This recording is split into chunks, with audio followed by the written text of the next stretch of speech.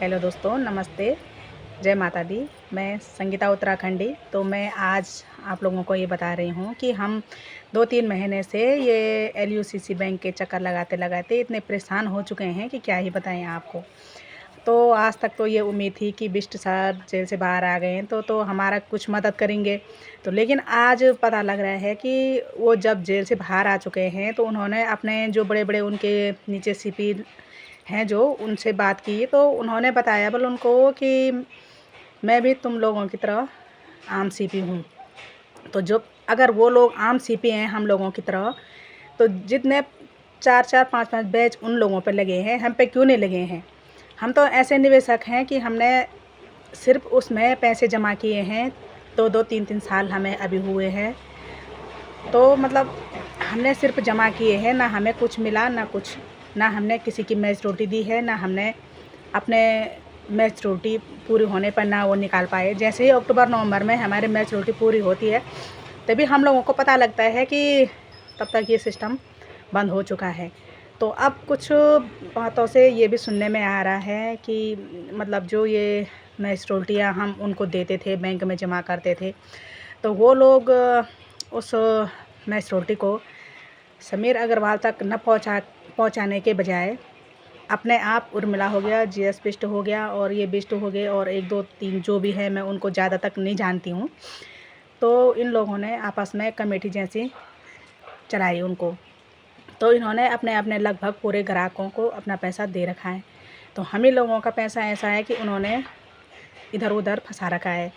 तो अब उर्मिला तो जेल में है हाल-फिलहाल, लेकिन जो बिष्ट बाहर आए हैं, वो भी तो हम लोगों को गाइड नहीं कर रहे हैं कि ऐसा होगा, वैसे होगा। तो जब हम इन ब्रांच वालों को बता रहे हैं कि अब ये है कि हमें क्या करना है, क्या सांत्वना क्या दे रहे हो आप? तो वो बोलते हैं बस हमने संगठन बना रखा है, संगठन बना रखा है। तो ये लोग अपने साथ-साथ संगठन को भी बदनाम कर रहे हैं। अगर संगठन इनके साथ है, तो ये संगठन में जो पत्र इन्होंने संगठन में लिखा है कि जिसको भी लिखा है, तो वो पत्र क्यों नहीं भेजा इन्होंने? तो मैं यही कहना चाहती हूँ कि हम लोगों को ये बहुत अंधेरे में रख रहे हैं। जैसे इन्होंने हमको पहले न बताते हुए, इन लोगों को सब पता रहते हुए इन्होंने हमें नहीं बताया और हमारे पैसों से ऐसी अपनी मतलब जो सोसाइटी है, वो सोसाइटी छोड़ के और ये उसमें लगाई, कमेटी में हमारा हम लोगों का पैसा लगाया। अपना तो इन्होंने कोटा पूरा कर रखा है। आज सुनने में आया है कि बोल रहे हैं कि हमारे मतलब 3 पीढ़ी तक हमने रखा है, लेकिन इन्होंने 3 पीढ़ी तक रखा है, लेकिन हम तो 3 पीढ़ी क्या हम 4 पीढ़ी तक लोगों के कर्ज देते कब तक देंगे हम लोगों के कर्ज?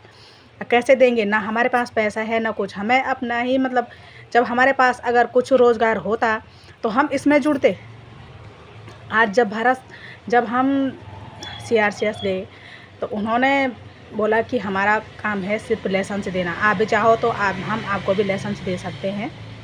पर वो भी अभी इसमें कोई इंटरफेयर नहीं कर रहे हैं। अभी सिर्फ़ हम लोग ही वहाँ जाके खाली अपना टाइम वेस्ट और खर्चा बढ़ा रहे हैं। अब ये है कि मतलब हम कितना खर्चा करेंगे और कहाँ से?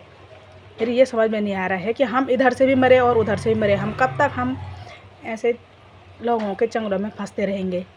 आज जब हम इस कगार पे हैं, तो हमारे लिए कोई मंत्री हो या संतरी हो, चाहे कुछ भी हो, चाहे जो भी है मतलब हमारे स्तर से जो लोग भी हैं, हमारे लिए कोई साथ देने के लिए तैयार नहीं है। जहाँ भी वीडियो डालो तब कोई रिस्पॉन्सिबल नहीं आ रहा है।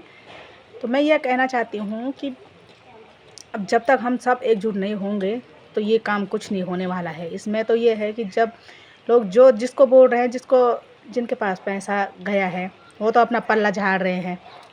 बचे हम, तो हम ये है कि मतलब कितनों को समझाएँगे कि ऐसा होगा, वैसा होगा।